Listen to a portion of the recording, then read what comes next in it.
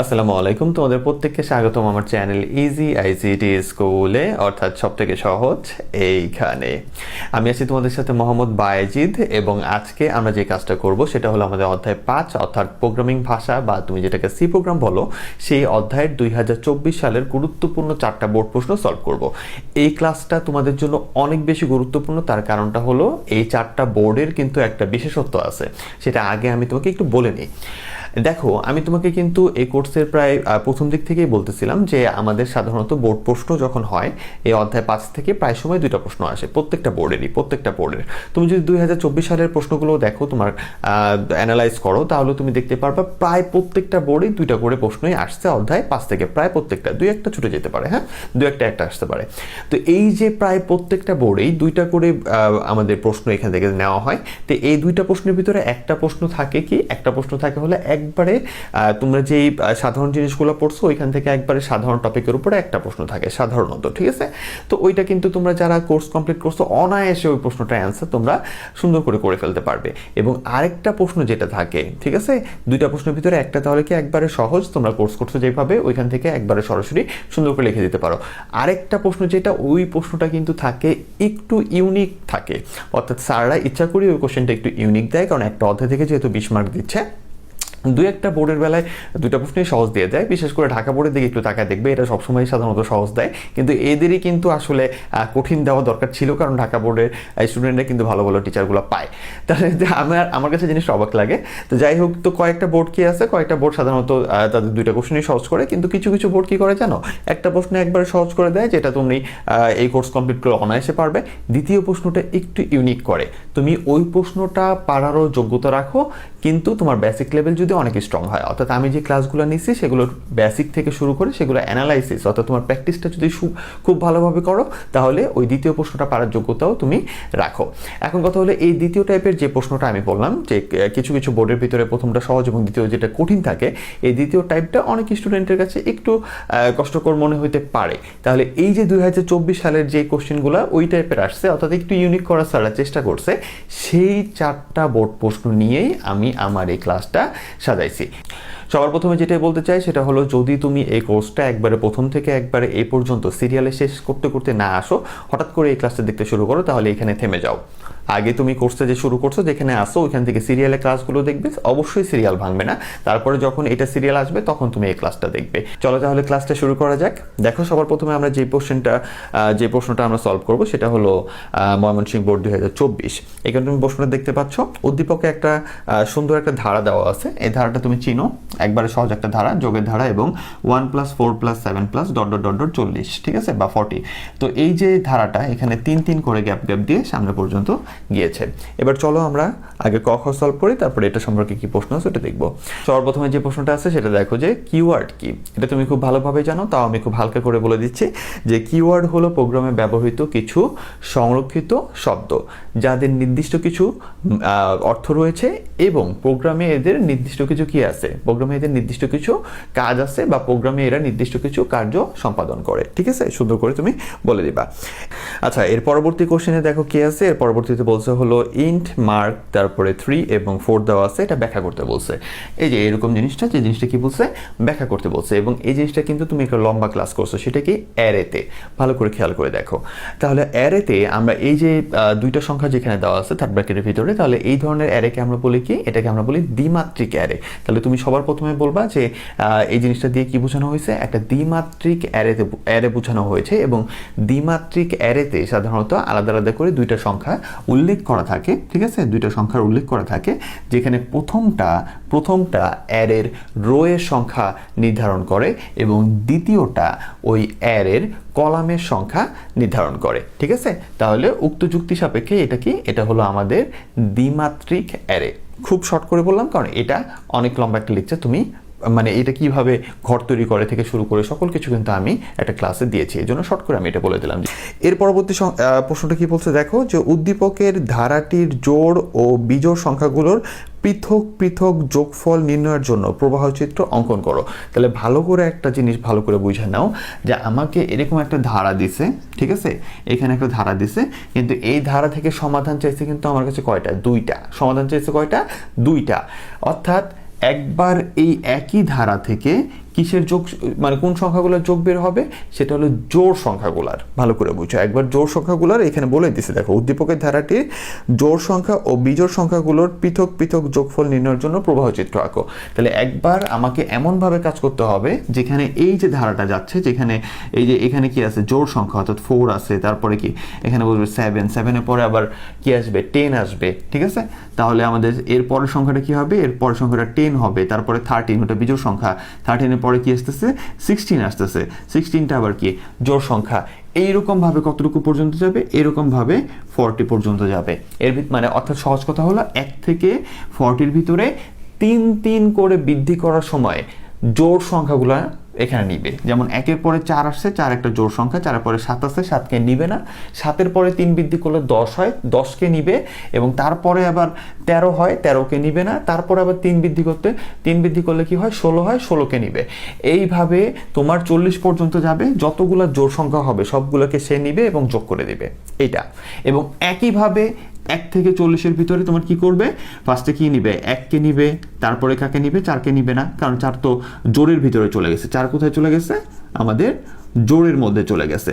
এবার জোড়ের যোগফল বের হবে কি, এখান থেকে সকল জোড় সংখ্যাগুলো যখন 1 থেকে 40-এর ভিতরে সকল জোড় সংখ্যাগুলো বের করবে, বের করে টোটালটারে কি করবে, যোগ করে দিবে। কিভাবে যোগ করবে ওটা আমরা দেখব। একইভাবে আবার 1 থেকে 40-এর ভিতরে কি বিজোড় সংখ্যাগুলো বের করবে। কত কত গ্যাপ দিয়ে, এই ধারায় কত করে গ্যাপ দেওয়া আছে, 3 করে গ্যাপ দেওয়া আছে। কারণ এই ধারার ভিতরে প্রশ্নটা কি বলছে দেখো, যে উদ্দীপকের ধারাটির জোড় ও বিজোড় সংখ্যাগুলো। তাহলে এই ধারাটা কি, এই ধারাটা হলো 1 থেকে 40 পর্যন্ত 3 গ্যাপ করে আছে এখানে। লম্বা আমি যদি সবগুলো লিখতাম তাহলে বুঝতে পারতাম, ঠিক আছে। তো মানে গ্যাপ দিয়ে এই 40 পর্যন্ত গেছে। তাহলে এই ধারা থেকে আমার বিজোড় সংখ্যা কোনগুলো হবে, বিজোড় সংখ্যা হবে ফার্স্টে 1, তারপরে 4 নিতে পারবো না, 4 জোড়ে চলে গেছে। তাহলে 4-এর পরে কি আছে, 7, তাহলে 7 নিতে পারবো, ঠিক আছে। 7-এর পরে 10, 10 জোড়ে চলে গেছে। 10-এর পরে কত, 3 বারাও 13, তাহলে 13 আবার নিতে পারবো। 13-এর পরে কত হয়, 13-এর পরে আবার 3 বারাও 16 হয়। 16 কোথায় যাবে, জোড়ে যাবে। আর এটা কি, এটা হলো আমার বিজোড়, এটা হলো আমার কি বিজোড়, ঠিক আছে। কোনো ক্লাস না বুঝলে কাইন্ডলি আরেকবার দেখবা, অনেক খোলামেলা ভাবে আমি কথা বলি, হ্যাঁ। তাহলে এটা হলো আমার বিজোড়, এটা হলো আমার জোড়। তাহলে আমার কোথায় চলে আসলো, এই 13 বিজোড়ে চলে আসছে। 13-এর পরে 3 বাড়ালে কি হয়, 16 হয়। 16 কোথায় আছে, জোড়ে আছে। 16 সাথে 3 অ্যাড করলে কত হয়, 19 হয়। 19 কোথায় আসবে, 19 আসবে আবার এইখানে, ঠিক আছে।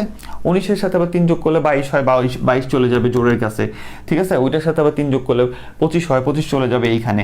এইভাবে ডট ডট করতে তোমার 40 হইতে সবার শেষে ক্লোজ টু মেবি 37টা ও পাবে, ঠিক আছে। তাহলে 1 থেকে তোমার 40-এর ভিতরে যেগুলো বিজোড় সংখ্যা, এই বিজোড় সংখ্যাগুলো এই যে বের হইলো, এবার এই 1 যোগ 7 যোগ 13 যোগ 19 যোগ এরপরে যেগুলো আসে 40 পর্যন্ত, ওই সবগুলো যোগ হয়ে যোগফল বের হবে। একইভাবে আমার এইখান থেকে যেগুলো জোড় আসছে 40 পর্যন্ত, এই সবগুলো যোগফল যোগ হয়ে একটা যোগফল বের হবে, ঠিক আছে। এই হলো আমাদের কাজ। তাহলে এটা কিন্তু একটু ট্রিকি দিছে, হ্যাঁ। তাহলে এইবার আসো এই জিনিসটাকে আমরা কিভাবে করব। তাহলে সবার প্রথমে আমি দেখো এটার যে অ্যালগোরিদম করতে বলছে, আমরা স্টার্ট করলাম, শুরু করলাম। এবার সবার প্রথমে আমি ধরে নিলাম যে আমাদের অড সাম এবং তোমার ইভেন যে সাম আছে। সাম মানে কি, আমরা এখানে যোগফলের জন্য বলছি। আর এখানে যে আন্ডারস্কোর দিয়ে একটু গ্যাপ করে রাখছি, যে আমি সি কোডে এটা এইভাবেই ব্যবহার করব, এই জন্য আমি এখানে আন্ডারস্কোরটা বা আন্ডারস্পেস যেটা এটা দিয়েছি। এখন এটা দেওয়ার কারণটা কি, এটা দেওয়ার কারণটা হলো আমরা কিন্তু যখন সি প্রোগ্রাম করবো তখন অড এবং সাম, ঠিক আছে, এই দুটো কিন্তু আলাদা আলাদা লিখতে পারবো না। কারণ মাঝখানে যদি একটা স্পেস দাও তাহলে কিন্তু আমাদের এটা কোন নীতিকে ভেঙে ফেলে, এটা হলো আমাদের ভেরিয়েবল আমরা যে লিখি, চলক লিখি। অনেক আগে ক্লাস করছো, দেখো চলক লেখার কিছু নিয়ম ছিল, যে প্রথমে আমরা নাম্বার দিতে পারবো না, তারপরে এমন কোনো চলকের নাম লিখতে পারবো না যেটা আমাদের আগে থেকে কোনো কিওয়ার্ডের সাথে বা কোনো প্রোগ্রামের নিজস্ব ফাংশনাল শব্দের সাথে মিলে যায়, এরকম কিছু লিখতে পারবো না। তারপরে উল্টাপাল্টা কোনো চিহ্ন সামনে দিতে পারবো না। এরকম অনেক কিছু নিয়ম কিন্তু আমরা পড়ছি, ভেরিয়েবল লেখার নিয়মগুলো। তো ওই নিয়মে কিন্তু আমরা দেখছি যে দুইটা মানে শব্দ দিয়ে যদি আমরা কোনো চলক লিখতে চাই, মাঝখানে কি দিতে পারবো না, মাঝখানে স্পেস দিতে পারবো না। এই জন্য এটা দিয়ে আমরা কি করছি, এই দুটাকে একসাথে কানেক্ট রেখে একটা জিনিস দিছি। এখন তোমার কাছে যদি এটা কষ্টকর মনে হয় তাহলে তুমি করতে পারো কি, তাহলে তুমি যেটা করতে পারো, তুমি এখানে শুধু অড, ঠিক আছে, অড লেখা দিতে পারো, অড সমান সমান 0, ইভেন সমান সমান 0, এইভাবে দিতে পারো। তো তোমার যদি সুবিধা হয় যে একটা শব্দ দিয়ে করবো, তুমি একটা শব্দ দিয়ে করতে পারো। কিন্তু ম্যাক্সিমাম গাইডে বা তোমার যে সামনে যে ইয়াগুলো পাবা, যে বিভিন্ন রাইটারের গাইড টাইপ পাবা, ওইখানে এই টাইপেরই ক্লোজ টু করা আছে বা করবে তারা, এই জন্য আমি এটাই বুঝাই দিচ্ছি যার জন্য তোমার ওইটা বুঝতে যেতে সুবিধা হয়। তাহলে আমি এখানে দেখো যে অড আর ইভেন মানে তো বুঝো, এটা হলো বিজোড় এবং এটা হলো জোড়। তাহলে আমি দুইটা ভেরিয়েবল নিলাম ফার্স্টে, অড সাম অর্থাৎ বিজোড়গুলোর যোগফল সবার প্রথমে আমি কি বলছি 0, এবং ইভেন সাম অর্থাৎ জোড়গুলার যোগফল ওটাও আমি কি ধরে রাখছি 0। এবং আয়ের মান কত থেকে শুরু করছি, আয়ের মান 1 থেকে শুরু করছি। আয়ের মান, কারণ আমার এটা তো ঘুরে ফিরে আমি ধারার কাজই করতেছি, তাহলে কই থেকে ধারাটা শুরু, 1 থেকে ধারাটা শুরু। ঠিক আছে, তাহলে আমি বের করব কোন কোন জিনিসগুলো ভালো করে মাথায় সেট করে নাও। যে আমি এখানে বের করব হলো জোড় সংখ্যাগুলোর যোগফল, বিজোড় সংখ্যাগুলোর যোগফল। তাহলে আমি ফার্স্টে বললাম যে আমি ভেরিয়েবল ধরে নিছো না, আগে যখন কাজ করছো তখন এস এর মান 0 ধরে নিছিলে না, এস সমান সমান 0, আর গুণের রাশি হলে এস সমান সমান 1 ধরছিলে না পাগলা। তাহলে এইখানেও তো সেম কাজটাই হইতেছে। তাহলে আগে আমরা কি করলাম, আমাদের যে মূল যে ইয়াটা বের করতে হবে, সূত্রের সমাধান। ঠিক আছে, তাহলে সমাধান আমার কয়টা, এখানে দুইটা, জোড়ের জন্য যোগফল, বিজোড়ের জন্য যোগফল। তাহলে আমি এই জন্য বলছি কি জোড়ের যোগফলটা কি যোগের রাশি, যেহেতু এটা কিসের রাশি, যোগের রাশি, এই জন্য বলছি তোমার বিজোড়ের যোগফলটাও 0, জোড়ের যোগফলটাও 0। ওই যে চূড়ান্ত যেটা বের করব আমরা এখানে আগে এটা 0 ধরে নিছি। তারপরে কি আয়ের মানটা, আগে যখন এই টাইপের কাজ করছো ওইখানে আয়ের মান বলছিল না, তাহলে এখানে ওই যে আয়ের মানটা আমরা 1 এটা বলে দিলাম। এর পরবর্তীতে আসছে কি, এবার জোড় আর বিজোড় আমরা চিনবো কি করে, এটা হলো কথা। এটা চিনবো হলো যে আমরা আই যেটা ধরলাম, এই যে আই, প্রথমে এই যে আমার আই এখান থেকে শুরু, তারপরে আই ইনক্রিমেন্ট হয়েছে, পরে এটা আই হবে, তারপরে ইনক্রিমেন্ট হয়েছে, পরে এটা আই হবে। এই যে এক একটা ঘর, এই ঘরটাগুলোকে আমরা আই বলছি। আর এই আইটা যদি কি হয়, তোমার ভাগশেষ হয় কি দিয়ে, 2 দিয়ে যদি ভাগশেষ হয়, তাহলেই আমরা কি বলতে পারবো যে এটা জোড় সংখ্যা। এন্ড এটা তুমি জানো, এই জন্য আমরা কি বলছি, ইফ যদি আই কি হয় 2 দিয়ে ভাগশেষ হয় 0। ঠিক আছে, 2 দিয়ে আইকে 2 দিয়ে ভাগশেষ করলে, এটা তো মনে আছে এটা কি মোট বা আমাদের ভাগশেষ, তাহলে আইকে 2 দিয়ে ভাগশেষ করলে যদি 0 হয়, যদি ইয়েস হয় তাহলে আমরা জোড়ের দিকে যাব। আর যদি এটা আইকে 2 দ্বারা ভাগশেষ 0 না হয়, তাহলে আমরা কোন দিকে যাব, বিজোড়ের দিকে যাব। যদি এই জোড় বিজোড় বের করতে না পারো, তাহলে তোমার ছোট ভাই যেটা আছে 2-3-তে পড়ে, ওর কাছে চলে যাও। তাহলে কি আই যে মানটা, আই যেটাই হবে না কেন, এখান থেকে যেটাই হোক না কেন, ওই সংখ্যাটা যদি 2 দিয়ে ভাগ যায়, ভাগশেষ 0 হয়, তাহলে এটা জোড়। আর 2 দিয়ে ভাগ না যায়, ভাগশেষ 0 না হয়, তাহলে এটা বিজোড়। তাহলে এই যে আইকে 2 দিয়ে ভাগশেষ করলাম, যদি ইয়েস হয় তাহলে আমাদের কি ওইটা জোড়ে চলে আসলাম, আর যদি নো হয় তাহলে আমরা কোথায় চলে আসলাম, বিজোড়ে চলে আসলাম। কথা বুঝে আসছে? এইবার আমার এখানে কাজটা কি, আমরা এখানে আইসা খেয়াল করে দেখো, যখন আমরা এই সেম জিনিসটার জন্য আমরা কিসের কাজ করছি, এস এর কাজ করছি, তখন বলছি S is equal to s plus I. ভালো করে বুঝো, যখন আমি বলছি আগে মানে সাধারণ কোড যেখানে ধারার শুধু বলছে যে এই ধারাটা যোগফল বের করো, সাধারণ কোডে যখন তোমাকে বলছে এই ধারার যোগফল বের করো, তখন আমার সূত্র ছিল কি S is equal to s plus I. ওই সেম কাজটাই আমার এখানে হবে, যে যখন নো হয়েছে তখন আমরা অডের দিকে আসছি। ঠিক আছে, এবার অডের দিকে আসে, তাহলে odd some is equal to odd some plus I. তাহলে এই যে যেটা ধরছি এইটা প্লাস আই ছিল, তাহলে একইভাবে আমরা বলছি যে আয়ের মানকে যখন 2 দ্বারা ভাগশেষ করা যায় না, তখন ওইটা কি, তখন ওটা বিজোড়। তাহলে আমি ওই বিজোড়ের জন্য এদিকে আসলাম, আইসা বললাম যে বিজোড় সংখ্যার যোগফলগুলো কি হবে, বিজোড় সংখ্যার যোগফলগুলো হবে যে এই বিজোড় সংখ্যার সাথে আমাদের আই টাইপের যে সংখ্যাগুলো আছে এটা কি হইতে থাকবে, যোগ হইতে থাকবে, এবং তার সাথে কি হবে, I is equal to i plus 3 হইতে থাকবে। আচ্ছা, এখন এটার আমরা অ্যালগোরিদমটা বুঝবো, একটু ভালো করে মনোযোগ দিও, খুব ঠান্ডা মাথায় এটা বোঝার চেষ্টা করো। আমি এখানে ধারাটা লিখছি, এখন এই ধারাটা যদি আমি তোমাকে বলতাম ভালো করে বুঝো, এটার পুরাটা যোগফল বের করো পুরাটার, তাহলে তুমি বলতে কি যে পুরাটার যোগফলের কোডের যে লাইনটা আমার থাকতো সেটা হলো S is equal to s plus I থাকতো। ঠিক আছে, এস প্লাস আই, এটা তুমি এখন এটা নিয়ে আর কিছু বলবো না আমি, এটা তুমি জানো। এবং এইখানে আয়ের আরেকটা কি থাকতো, I is equal to i plus কি থাকতো, 3 থাকতো। এই দুইটা লাইনই কিন্তু আমার এখানে মেইন কাহিনী, তাই না, এখানে মেইন কাহিনী। এবং এইটার জন্য আমার কিসের মান আমি প্রথমে বলে দিতাম, এটার এই পুরাটার যোগফল চাইলে তাহলে প্রথমে আমি আয়ের মানটা বলে দিতাম আর এস এর মানটা বলে দিতাম। যোগের জন্য আমি প্রথমে বলে দিতাম কি এস এর মানটা হলো 0 এবং আয়ের মানটা কি যেখান থেকে শুরু হয়েছে ওটা আমি বলতাম। তাহলে এখন আমাকে এখানে কিন্তু এখানে প্রবলেমের সমাধান বের করতে বলছে দুইটা, একটা হলো মানে জোড় সংখ্যার যোগফল আর একটা হলো বিজোড় সংখ্যার যোগফল। তাহলে আমার যেহেতু দুইটা মানে যোগফল বের করতে হবে, তাহলে আমার এই এস এর যে জিনিসটা, এই সূত্রটা, এই সেম সূত্রটা কয়বার কাজ করবে, 2 বার কাজ করবে। তাহলে এইটার জন্য আমি যে জিনিসটা লিখবো, ওই জিনিসটা আমার কয়টা লিখতে হবে, 2টা, এবং 2টার মানে প্রথমে কি থাকবে, 0 থাকবে। ঠিক আছে, তাহলে আমি সবার প্রথমে দেখো এই যে অড সাম লিখে দিছি, তো এটার মানেটা কি? এটার মানেটা হলো বিজোড় সংখ্যার যোগফল, ওকে। আর ইভেন সাম লিখছি, এটার মানে হলো তোমার জোড় সংখ্যার যোগফল। তাহলে এটার মানটাও প্রথমে কি শূন্য, এটার মানটাও প্রথমে শূন্য। তোমাদের ভিতর কেউ যদি চাও যে ভাই আমি এটা, আমার কাছে এটা এই পুরোটা লিখতে কঠিন মনে হইতেছে, তাহলে আমি এখানে কি দিই, আমি এখানে দিয়ে দিই হলো ও দিতে পারি, এস দিতে পারি, এখানে ই দিতে পারি, বা তোমার যা ভালো লাগে ভাই তুমি এই দুটার ভিতরে দিতে পারো, কোনো সমস্যা নেই। ওইভাবে আগাইতে হবে। তোমাদের ম্যাক্সিমাম সামনে যে রাইটার এবং গাইড টাইপ পাবা ওইখানে দেখবা যে এই টাইপের লিখছে, এই জন্য আমি এইভাবে বুঝাচ্ছি যাতে তোমাদের ওইটা সহ এটা একবারে সুন্দরভাবে তোমাদের হয়ে যায়, ঠিক আছে। তাহলে আমি এই যে এই টাইপের যে লেখাটা এস এবং এস প্লাস আই, এই টাইপের লেখা সামনে চলে আসবে। তো এইটার আমরা প্রথমে বলে দিচ্ছিলাম সাধারণ অ্যালগরিদম ফ্লোচার্টে। আমরা এই ধরনের সাধারণ অ্যালগরিদম ফ্লোচার্টে কি করতাম, এস এর মানটা আগে বলে দিতাম, তারপরে কি আয়ের মানটা বলে দিতাম। একইভাবে আমরা এখানে যেহেতু দুইটা আমার যোগফল বের করতে হবে, এটার বেলায় বলে দিলাম যে আমার 0 আছে, এটাও কি আছে 0 আছে, কারণ যোগের রাশি, এবং আয়ের মানটা কি 1 থেকে শুরু, এটা আমরা এখানে বলে দিলাম। তাহলে এই যে স্টার্ট দিয়ে এটা আমরা এখানে বলে দিচ্ছি।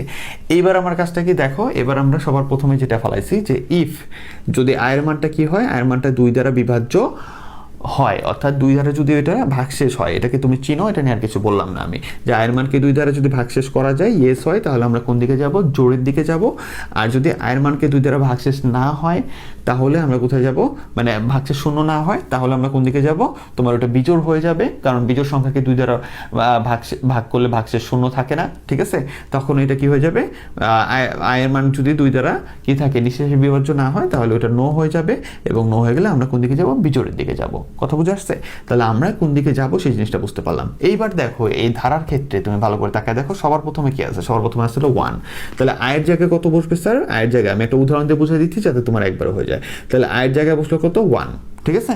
এটা কালো মার্কার দিয়ে করি যাতে তুমি আর একটু ক্লিয়ারলি বুঝতে পারো, ঠিক আছে। তাহলে আয়ের জায়গায় কত বসছে, আয়ের জায়গায় বসলো হলো 1, এবং 1কে যদি তুমি 2 দ্বারা বিভাজ্য করো তাহলে ওইটা কি নিঃশেষে বিভাজ্য হবে না, তার মানে এক একটা বিজোড় রাশি। তাহলে বিজোড়ের জন্য আমি কোথায় যাব, তাহলে বিজোড়ের জন্য অটোমেটিক যে 1কে 2 দ্বারা ভাগ করলে ভাগশেষ কি শূন্য, এটা হলো নো, ভাগশেষ শূন্য না। তাহলে আমি নোতে গেলে এবার এদিকে আসছে, এবার এদিকে এসে দেখতেছি কি এখানে আছে হলো অডসাম। অডসাম মানে কি, আমি তাহলে এই যে বিজোড় সংখ্যাটা ধরে নিয়ে আসছে, এবার বিজোড় সংখ্যা যোগফল বের করবো, এই তো। তাহলে আমার এখানে এসে আমরা কি বলতেছি, আমরা এখানে বলতেছি যে অডসাম সমান সমান, এই যে আমরা যখন এইখানে এটার জন্য কি করতাম, s equal to s plus i লিখতাম, তাহলে আমি এখানে লিখছি কি odd sum equal to odd sum plus i, একই জিনিস, ঠিক আছে। তাহলে আমি এখানে কি এই সাইডে যখন আসতে পারবো, এই সাইডে যখন আসতে পারবো তখন লিখবো কি even sum equal to even sum plus I, এই আর কিছু না। তাহলে আমার এখানে এটার জন্য এই যে এটার পরে যেতে হবে, আর এটার জন্য কি এটার পরে যেতে হবে, এইটুকুই। এই দুইটা জিনিস এখানে খালি ঘুরবে। এবার তাহলে বুঝতে পারছো, এইখানেও যেভাবে ঘুরবে এইখানেও একইভাবেই ঘুরবে, এই জিনিসটা আমরা এখানে করবো। তাহলে আমি এখান থেকে কি ধরে নিয়ে আসলাম, 1 ধরে নিয়ে আসলাম। এবার 1 ধরে নিয়ে আসলে আমার কি অডসাম কত, অডসামটা হলো কি অডসাম সমান সমান কি দিচ্ছে, অডসাম প্লাস আই, এটার মান কি 0, আর এটার মান কি আয়ের মান কত 1। তাহলে এই দুটো মিলে কত হয়েছে আমার, এবার ফাইনালি আমার হয়েছে হলো এখানে 1, ঠিক আছে। তোমরা আমি আগে একটু সরে গেলাম লেখার আগেই, যাতে তুমি এটা স্ক্রিনশট দিয়ে নোট করে নিতে পারো, হ্যাঁ। তাহলে এই যে আবার আসলাম, তাহলে এই যে 1 এ আসলাম, আর এখানে কি বলছে i equal to i plus 3, তার মানে আয়ের মান কত, আয়ের মান হলো 1, আর এটার সাথে 3 যোগ করলে তাহলে টোটাল এটার মান আবার কত হলো, টোটাল হলো 4। ভালো করে বুঝো, 1 আর 3 তে 4 হলো। 3 কই থেকে আসছে, আমাদের এই যে গ্যাপটা হলো 3, ঠিক আছে। এখানে 3 করে বাড়তেছে, এই জন্য এখানে আমাদের ইনক্রিমেন্টে 3 আসছে। তাহলে এখানে হলো কত, 4। এবার এই ঘরের পরে কোথায় আসছে দেখো, আমার এখানে টোটাল বের হয়েছে কিন্তু 1, ভালো করে বুঝছো, এখানে টোটাল বের হয়েছে 1, আর এখানে আসছে কত আমার 4। এটা নিয়ে এবার এখান থেকে এই যে নিচে আসছে, আয়সা বলতেছে এটা হলো সংযোগ চিহ্ন, কারণ 2 ধরনের আমার সমাধান আসতেছে, এই জন্য দুইটাকে একসাথে রাখার জন্য সংযোগ চিহ্ন। এবার এখানে আসছে, এখানে আসার পরে বলতেছে যে ইফ যদি আয়ের মানটা কি হয় 40 থেকে ছোট হয়, তাহলে আয়ের মানটা বর্তমানে কত আছে, 4 আছে। 4টা কি স্যার, 4টা হলো আমাদের 40 থেকে ছোট হলে আমার কি ইয়েস হলে কোথায় যাব, আমি এদিক দিয়ে উপরে চলে যাব, আর নো হলে কোথায় যাব, এখান থেকে এই প্রিন্টের ব্যবস্থা করব। তাহলে 4টা এখনো ছোট, তাহলে ইয়েস এখান দিয়ে উপরে যায়, যে এখানে আসছে আয়সা। এবার আয়ের নতুন মানটা কি বসলো স্যার, আয়ের নতুন মানটা কি, এবার আয়ের নতুন মানটা হলো 4, ভালো করে বুঝো। আয়ের নতুন মান এবার কত, আয়ের নতুন মান হলো 4। 4কে যদি তুমি কি করো 2 দিয়ে মানে ভাগশেষ যায় কিনা তুমি দেখো, তাহলে হ্যাঁ ওটা ভাগশেষ যায়, এবং ভাগশেষ কি হয়, মানে ভাগ যায় এবং ভাগশেষ শূন্য থাকে। তাহলে 4কে 2 দিয়ে যদি তুমি কি করো পার্সেন্টেজ করো, বা ভাগ করে ভাগশেষ বের করো, তাহলে ভাগশেষ কি হয়, 0 হয়, মানে ইয়েস। তাহলে এবার 4টা কোন দিকে যাবে, ইয়েস হলে এই 4টা চলে যাবে এই দিকে। এবার বুঝতে পারছো? তাহলে এই দিকে যখন আসলো, না বুঝলে এই ক্লাসগুলো বারবার করতে হবে। এত খোলামেলা কেউ বলবে না আপনারে। তাহলে এবার যখন এইখানে আসলো, ঠিক আছে, তোমাদের অনেক টিচার পাবা যারা এই ধরনের বোর্ড সলভগুলো তোমার এড়াই চলে যাবে, তোমার পড়াইতেই যাবে না। এবার এইখানে আসলো, ঠিক আছে, এবার আসার পরে দেখবা যে আমার এখানে তাহলে কি আছে, even some is equal to even sum plus I. তাহলে ইভেন সামের মান কত, ইভেন সামের মান হলো এখানে যে 0, আর আয়ের মান কত, আয়ের মান এই যে মাত্র এখান থেকে কত, এই যে 4, ও জোর বলে যে এদিকে আসছে। তাহলে আমার 0 প্লাস কত 4 সমান সমান আমার কত বের হয়ে আছে, আমার 4ই বের হয়ে আছে, ঠিক আছে। আর এখানে কি বলছে, আবার আয়ের মানের সাথে তুমি 3 যোগ করো, তাহলে আয়ের মান কত 4, আর ওর সাথে কি যোগ হবে, 3 যোগ হবে, তাহলে কত হলো 7। এবার এই 7 নিয়ে সে আবার এইখানে আসবে, আয়সা বলবে এইখানে 7 বসায় দিবে, ঠিক আছে। এবার 7 বসায় দিয়ে সে বলতেছে কি যে 40-এর থেকে কি 7 ছোট, মানে এই যে এই জায়গাটায় এই আয়ের জায়গায় কত বসবে 7, ঠিক আছে, ভিতরে। তাহলে এবার বলছে 40 থেকে কি 7 ছোট, হ্যাঁ ভাই এখনো ছোট। এখান থেকে আবার উঠায় যে এখানে আসলো, আইসে এইবার এইখানে কি বসায় দিবে, 7 বসায় দিবে। কথা বুঝে আসছে? এবার 7 বসায় বলতেছে 7কে কি 2 ধারা নিঃশেষে বিভাজ্য যায়? না ভাই যায় না। তার মানে 7 একটা কি, 7 একটা বিজোড় সংখ্যা। তাহলে এটা কি আর ওদিক যেতে পারবে না, এটা চলে আসবে এই যে এইদিকে এসে কি করবে, এই যে অড সাম কি রেখে গেছিল, অড সাম রেখে গেছিল 1, তার সাথে আবার আয়ের মান যোগ, নতুন আয়ের মান কত 7, তাহলে 1 + 7 = কত হবে 8। তাহলে এইটার ভিতরে এবার কি থাকলো 8 থাকলো। ভালো করে বুঝছো, আমার 7 যখন এখানে আসছে তখন আমি দেখতেছি কি 7 এখানে আসার পর আমি দেখতেছি এটা বিজোড় সংখ্যা, এই যে শর্ত সাপেক্ষে। তাহলে এটা কোথায় যাবে, নতে যাবে। এই টোটালটার মান, এই যে অড সাম প্লাস আয়ের মান আগে কত ছিল 1 ছিল, আর এবারে এই টোটালটার সাথে আবার 7 আই যোগ হবে, তাহলে আয়ের মান নতুন মান কত 7। তাহলে আগের 1 আর এখনকার 7 যোগ হলে কত হলো 8 হইলো, ঠিক আছে। যারা দুর্বল আছো, ক্রিটিক্যাল জিনিস পড়াইতেছে, অবশ্যই বারবার দেখবা, একটু শিখতে পারবা। তাহলে আমার টোটাল কত হলো 8 হইলো। আর এর পরবর্তীতে আমার এই টোটালটার মান কত হয়েছে 8 হয়েছে। এর পরবর্তীতে আমার কি আছে, i = i + 3। তাহলে আয়ের মান কত ছিল 7, ঠিক আছে। তাহলে 7 প্লাস আবার কি 3, i = i + 3 না, আয়ের নতুন মান কত 7, সাথে সাথে আবার 3 যোগ, তাহলে কত হয়ে গেল 10। এই 10 নিয়ে আবার সে নিচে যাবে, যাওয়ার পরে দেখবে এটা 40 থেকে ছোট, হ্যাঁ ছোট, এখান থেকে যাবে, এখানে এসে আবার কি বসায় দিবে, এটা 10 বসায় দিবে। কার ভিতরে, এই যে আয়ের ভিতরে। 10কে 2 দ্বারা বিভাজ্য করলে নিঃশেষে বিভাজ্য হয়, তার মানে এটা একটা জোড় সংখ্যা, এটা নিয়ে আবার এদিকে যাবে। দেন এইভাবে আবার এটার সাথে পরবর্তী রাউন্ড চলতেই থাকবে। তাহলে একবার এই সাইডে বিজোড়ের যোগফল বের হচ্ছে, যে এইভাবে, একইভাবে এই সাইডে কার যোগফল বের হইতেছে, জোড়ের যোগফল বের হইতেছে, এইভাবে চলতেই থাকবে। একটা সময় যায় যখন এইখানে এই যে আয়ের মানটা কি হয়ে যাবে 40 থেকে কি হয়ে যাবে বড় হয়ে যাবে, এরকম বাড়তে বাড়তে দুদিক থেকে, এখানে এসে তো একসাথেই হইতেছে। যখন বড় হয়ে যাবে তখন এটা নো হবে, এবং নো হওয়ার পরে প্রিন্ট অড সাম, মানে এখান থেকে তোমার বিজোড়ের যে যোগফলটা বের হয়েছে টোটাল ওইটা বের হয়ে যাবে, আর প্রিন্ট ইভেন সাম, এখান থেকে যেটা বের হয়েছে ওই জিনিসটা, এখান থেকে যে মানটা টোটাল বের হয়েছে ওইটাও এখানে প্রিন্ট হয়ে যাবে। তো এই হলো ফুল প্রসেসটা এটার। এবার তাহলে পরবর্তী প্রশ্ন তুমি দেখে বুঝতেই পারতেছো যে এর পরবর্তী প্রশ্ন হলো যে ধারাটি জোড় এবং বিজোড় সংখ্যাগুলো পৃথক পৃথক যোগফল নির্ণয় করতে সি প্রোগ্রাম নির্ণয় করো। তাহলে আমাদের এইখানে যে কাজটা করছে ওইটাই আমার এখানে নিয়ে আসছে, আর কিচ্ছু না। দেখো যে আমরা বলছি ইনক্লুড studio.h, সি প্রোগ্রাম করতেছি, ইন দিয়ে মেন দিলাম, তারপরে কি আমি ইন দিয়ে এই যে আয়ের মানটা ফার্স্টে ডিক্লেয়ার করে দিলাম, আর এই যে অড সাম এটা 0 এবং ইভেন সাম এটা কি 0 বলে দিলাম। এবার বলতেছি কি যে আমার এই যে লুপটা যে ঘুরবে, এই লুপটা যে ঘুরবে, একের পরে 4-এ যাবে, 4-এর পরে 7-এ যাবে, এইভাবে যে চলবে, এই লুপের ব্যবস্থা করে দিলাম যে আয়ের মান 1 থেকে শুরু, আয়ের মান কি হবে তোমার 40 পর্যন্ত যাবে, ঠিক আছে। এবং তোমার কি এই যে কত করে বাড়তেছে 3 করে বাড়তেছে, এই লুপের কথা দুঃখিত, লুপটা আমরা এখানে বলে দিছি। এইবার আমাদের এই যে কথাটা এটা আমরা এখানে বলবো, ঠিক আছে।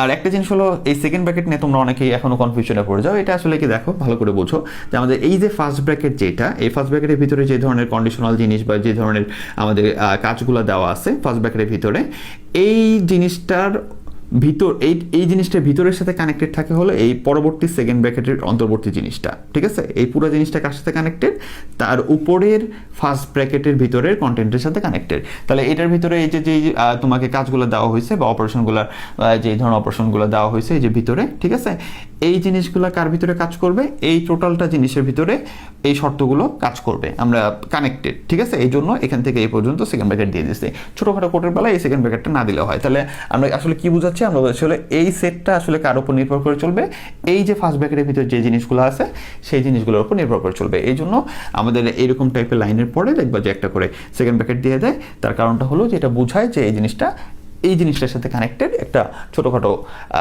কানেকশন বোঝানোর জন্য এটা বোঝানো হয়ে থাকে, ঠিক আছে, শর্ট করে যতটুকু বলা যায়। এবার দেখো আমাদের এটার পরে কি বলছে, এই লুপটা চলবে যেখানে আমাদের কি বলছে আয়ের মান যখন কি তোমার 2 দ্বারা বিভাজ্য কিনা যাচ করব, ঠিক আছে। ইফ তোমার আয়ের মান 2 দ্বারা বিভাজ্য হয়, ঠিক আছে, সহজ কথা।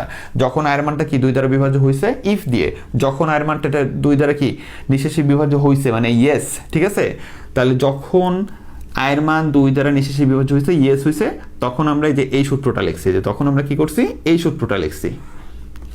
আর যখন এটা হয় নাই তখন কি করছি, এলস, ঠিক আছে, এলস তখন আমরা এই যে এই সূত্রটা লিখছি, ঠিক আছে, তখন আমরা এই সূত্রটা লিখছি যে odd some is equal to odd some plus I. তাহলে যখন এটা সত্য হবে তখন এটা হবে, যখন এটা সত্য হবে না তখন এটা হবে, ঠিক আছে। তাহলে এইখানে আমার এই যে লুপ ঘুরবে, আর এইখানে তোমার এই লুপের উপরে অটোমেটিক আমার এটার সাথে এটা এই যে কানেক্টেড করে দিছি, এটার সাথে আমরা এটা কানেক্টেড করে দিছি, অটোমেটিক যখন আমার কি হবে, আয়ের মানটা যখন এটা মানবে 2 দ্বারা বিভাজ্য হবে তখন এটা হবে, আর তখন 2 দ্বারা বিভাজ্য পরিপূর্ণভাবে নিঃশেষে বিভাজ্য না হবে তখন এই যে এটা কাজ করবে। এবং যখন এই কাজটা শেষ হয়ে যাবে, অর্থাৎ এই লুপের সাপেক্ষে শেষ হয়ে যাবে, তখন আমাদের প্রিন্টএফ হবে 2টা, একবার আমাদের এটা বের হবে এবং আরেকবার এটা বের হবে, অর্থাৎ এইখানে যে যোগ, এই যে এই জিনিসটা চলতে চলতে যে যোগফলগুলো বের হবে, অটোমেটিক এটা আমাদের বের হয়ে যাবে, ঠিক আছে। তো সাম অফ দ্য ইভেন নাম্বার এটা আমরা বলে দিলাম, এবং সাম অফ দ্য অড নাম্বার এটা আমরা বলে দিলাম, ঠিক আছে। তো এই টাইপের লেখাও কিন্তু তোমাদের আউটপুট লেখাও কিন্তু তোমাদের আমি শেখাইছি। তাহলে এই ছিল আমাদের ময়মনসিংহ বোর্ড 2024। এবার চলো আমরা পরবর্তী প্রশ্নে যাই। আচ্ছা, এখন আমরা যে 2টা বোর্ড প্রশ্ন পড়বো সেটা হলো তোমাদের জন্য খুবই বেশি গুরুত্বপূর্ণ। তার কারণটা কি? তার কারণটা হলো এই 2টা প্রশ্ন একবারে সহজ, কিন্তু তাও একটু ইউনিক করা, এবং এই ধরনের প্রশ্নগুলো কিন্তু আমাদের কলেজের টিচাররা কলেজে দেওয়ার জন্য খুঁজে বেড়ায়। তাহলে এই প্রশ্নগুলো তোমাদের খুব মনোযোগ দিয়ে শিখতে হবে। এটা হলো দিনাজপুর বোর্ড 2024 এবং রাজশাহী বোর্ড 2024। তবে প্রশ্নগুলো আলোচনা করার আগে আমি তোমাকে খুবই রিকোয়েস্ট করতেছি, হাত জোর করে রিকোয়েস্ট করতেছি, আমি একটু সময় তোমার নষ্ট করব। আমি কিছু কথা বলবো যেটা খুবই সিরিয়াস, এবং এটা অবশ্যই শুনবে, তার অনুরোধ রইল। তার কারণটা এখানে অনেক কিছু জড়িত আছে। সেটা হলো যে তোমরা কিছু স্টুডেন্ট খুব মানে ভালোভাবে একটা খারাপ কিছু করতেছো, সেটা হলো ক্লাস নিয়ে পাইরেসি করতেছো অল্প কিছু স্টুডেন্ট, ঠিক আছে। তো এই জিনিসটা কি মানে ঠিক হচ্ছে কি না, এটা তোমাদের বিবেককে একবার প্রশ্ন করে দেখো। এটা না হয় ইহকালে, ঠিক আছে, এই কালে না হলে তুমি চালাই দিলে, কিন্তু একটা মানুষের যে আমানত তোমাকে দেওয়া হয়েছে সেটা যে তুমি খেয়ানত করতেছো, এই জিনিসটা তুমি কিভাবে পরকালে হিসাব দিবা, সেই জিনিসটা একটু মাথায় রাখো। একটা মানুষ বা একটা প্ল্যাটফর্ম তোমাকে চেষ্টা করতেছে কত সহজে এবং কম টাকার ভিতরে এই জিনিসগুলো দিতে। খুবই অল্প মূল্য তোমরা পে করে এই পরিপূর্ণ কোর্সটা পাইতেছো। আবার তুমি এমন একটা কোর্স পাইছো যে জিনিসটা তুমি বাইরে কোথাও শিখতে গেলে সর্বনিম্ন 3 মাস লাগতো এত সুন্দর করে শিখতে গেলে। কি পরিমাণ টাকা ওখানে নষ্ট করতে। আর চিন্তা করে দেখো, এই স্বল্প মূল্যে তুমি এখানে শিখতেছো, তার ভিতরেও কেউ কেউ কী করতেছো যে ক্লাসগুলো দেখি আরেকজনের কাছে 100 টাকা তোমার দেওয়ার ব্যবস্থা করতেছি, বা তোমরা 3 জন মিলে একটা প্রোফাইল চালানোর ব্যবস্থা করো, যে 3 জন মিলে এক প্রোফাইল চালাবো, যে যখন লাগে ক্লাস করবো, ঠিক আছে। এই যে জিনিসগুলো তুমি করতেছো, চিন্তা করে দেখো যে একটা মানুষ এত কম দামে এত কিছু তোমাকে দিতেছে, যে এই মানুষটা চাচ্ছে যে তোমরা যাতে আইসিটিটা খুব সহজে শেষ করতে পারো। অবশ্যই যদি আমি না চাইতাম তাহলে আমি কি করতাম, ছটা করে সবগুলো ক্লাস দিয়ে সব পেডে রেখে দিতাম, একবারে 3.1 থেকে, ওদের 2 থেকে 1 থেকে শুরু করে 3.2 থেকে শুরু করে সব। কিন্তু আমি তো ওই কাজটা করি নাই, আমি ম্যাক্সিমাম ফ্রি দিয়ে রাখছি। যে আমার একটা এইম কি জানো, আমার একটা এইম হলো যে আমার স্টুডেন্টগুলো বা যারা আছে আইসিটিতে, যারা ভয় পায়, খুব অল্প মূল্যে তারা যাতে আইসিটিটা শেষ করতে পারে, ঠিক আছে, আইসিটিটা শেষ করে তারা যাতে ওভারকাম করতে পারে এবং তারা এইটা নিয়ে যাতে কনফিডেন্ট থাকে। খুব ইচ্ছা ছিল, এরকমভাবে আমি কাজ করতেছি। কিন্তু এই গুটি কয়েক স্টুডেন্ট যারা এই কাজটা করতেছো, যেটা পাইরেসি করতেছো বা চুরি করতেছো, তারা কিন্তু এইটা আমি তোমাকে যেটা আমানত দিলাম তার খেয়ানত করতেছো। আর আমানতের খেয়ানত করে তুমি হয়তো এই দুনিয়ায় কাটাই দিতে পারলা, কিছুই মনে করতেছো না, কিন্তু পরকালে তুমি এটার হিসাব কিভাবে দিবা ওটা আমার জানা নাই। ওটা তখনই দেখা যাবে যারা এই কাজটা করতেছো, ঠিক আছে। গুটি কয়েক, ম্যাক্সিমাম স্টুডেন্ট আলহামদুলিল্লাহ তোমাদের সাপোর্টে আল্লাহর রহমতে এত দূরে আসছি। তো এখন যারা গুটি কয়েক স্টুডেন্ট করতেছো তাদের প্রতি আমি বলে দিলাম যে এখন কিন্তু তোমাদের ওই বয়স না যে স্যার না বুঝা করছি। তোমাদের বয়স যারা এইচএসসিতে পড়তেছো তাদের বয়স অবশ্যই ক্লোজ টু 18-র নিচে তো আর না, ক্লোজ টু 18, ঠিক আছে। তাহলে অ্যাডাল্ট, তুমি প্রায় অ্যাডাল্ট, এখন না বুঝার বয়স তোমার নাই। তাহলে এই ধরনের পাইরেসি শুধু আমার প্ল্যাটফর্ম তা না, যে কোনো প্ল্যাটফর্ম থেকে এই ধরনের পাইরেসি যদি তুমি করে ভবিষ্যতে আরও অনেক কিছু তুমি শিখবা, তুমি ভার্সিটিতে যাবা, ওইখান থেকে অনেক কোর্স করতে হবে, অনেক কিছু তুমি কিনবা, কোর্স কিনবা, অনেক জায়গায় তুমি, এটা তো একবারে স্বল্প দাম, তুমি কি 4-5 20,000 টাকার কোর্স কিনবা, আউটসোর্সিংয়ের কোর্স কিনবা, তো ওই জিনিস যে তুমি কিনলা এবার তুমি সবাইকে বিলিয়ে দেওয়া শুরু করলা, তাহলে এই যে প্রতিষ্ঠানটা এত কষ্ট করে এটা তৈরি করছে, তুমি যদি সবাইরে বিলাও তাহলে সে কি প্রতিষ্ঠানে আর যাবে? তাহলে ওই প্রতিষ্ঠানটা ওই জিনিসটা কেন বানাইলো? তাহলে তুমি ওই প্রতিষ্ঠানে হক নষ্ট করতেছো না? তাহলে এই সেম কাজটা তো তুমি এখানেও করতেছো।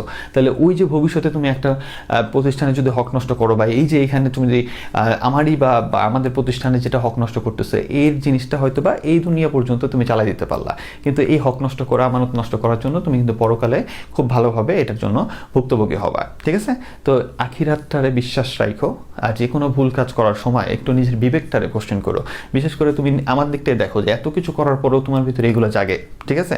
তাহলে কি পরিমাণ মানে তোমার বিবেক মানে নষ্ট পর্যায়ে চলে গেছে, একটু চিন্তা করে দেখো। কথাগুলো খুব কষ্ট নিয়ে বলতেছি, আমার টোন শুনে বুঝতেছো, গলার টোনটা শুনে তোমরা বুঝতেছো যে কতটুকু কষ্ট নিয়ে কথাগুলো বলতেছি আমি। আর এখানে দুই ক্যাটাগরির লোক আছো। এখানে একটা ক্যাটাগরি হলো যে দেখি আমি ক্লাস তো করলামই, এবার আমার কয়টা বন্ধুরে কয়টা টাকার বিনিময়ে দেখি ক্লাসটা দেওয়া যায় কিনা, ঠিক আছে? এই একটা ক্যাটাগরি। আর আরেক ক্যাটাগরি আছে যে ক্লাসটা করতেছো অ্যান্ড ওই কয়টা টাকার বিনিময়ে তুমি ক্লাসটা নিছো তার থেকে, কথা বুঝছো?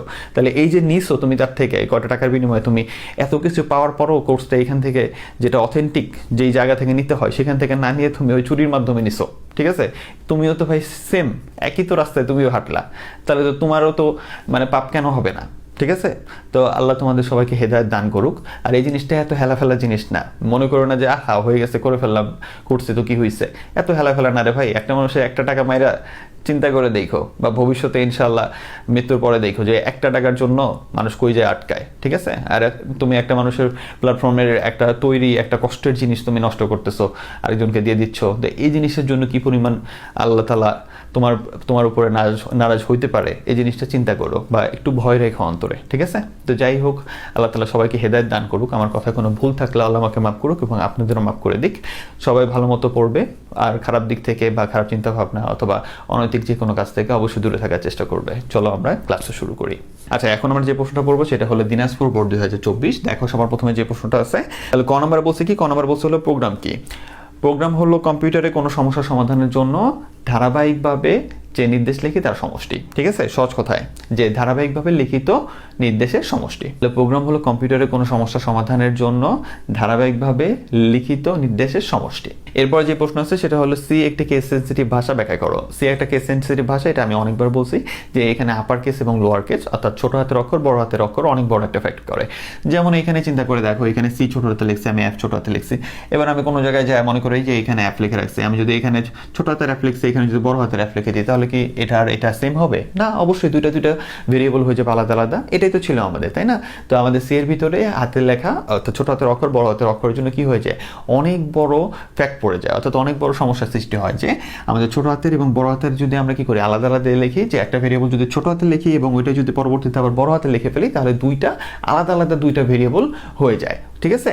এই জন্য আমাদের কি হয়? সি প্রোগ্রামে সমস্যার সৃষ্টি হয়। তাহলে সহজ করে তুমি যেভাবে পারো, এটা অনেক বড় ব্যাখ্যা তুমি শিখছো, এটা লিখে দিবা।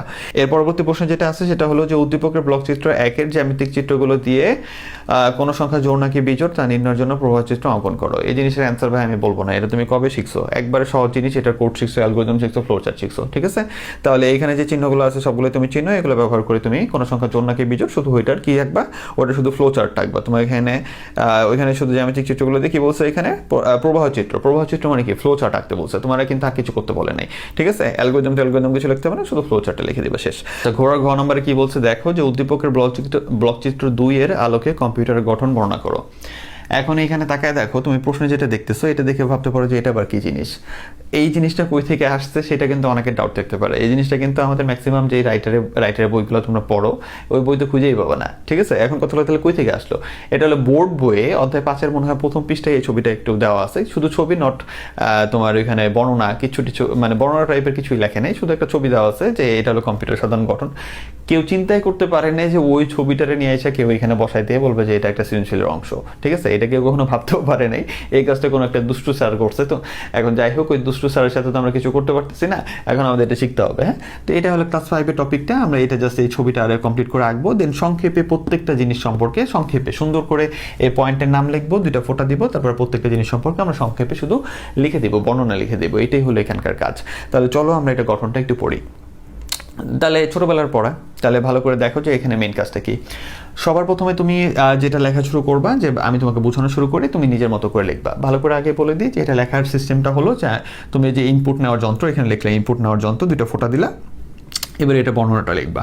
তারপরে তুমি এই কেন্দ্রীয় প্রক্রিয়াকরণ অংশ, তারপরে এটার ভিতরে কোনগুলো আছে সেই জিনিসগুলো আস্তে আস্তে করে আগে পয়েন্টের নাম লিখবা, তারপরে বাকিটা লিখবা। ঠিক আছে, এখন কি লিখবা ওটা আমি বলতেছি, একটু কষ্ট করে শোনো।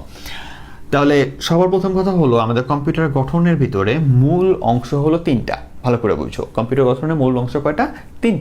তিনটা কি কি? সেটা হলো ইনপুট নেওয়ার যন্ত্র বা ইনপুট ইউনিট, তারপরে হলো কেন্দ্রীয় প্রক্রিয়াকরণ অংশ, যেটাকে আমরা ইংরেজিতে বলতে পারি সেন্ট্রাল প্রসেসিং ইউনিট, আর সংক্ষেপে আমরা বলতে পারি হলো এই জিনিসটাকে সংক্ষেপে আমরা বলি হলো সিপিইউ।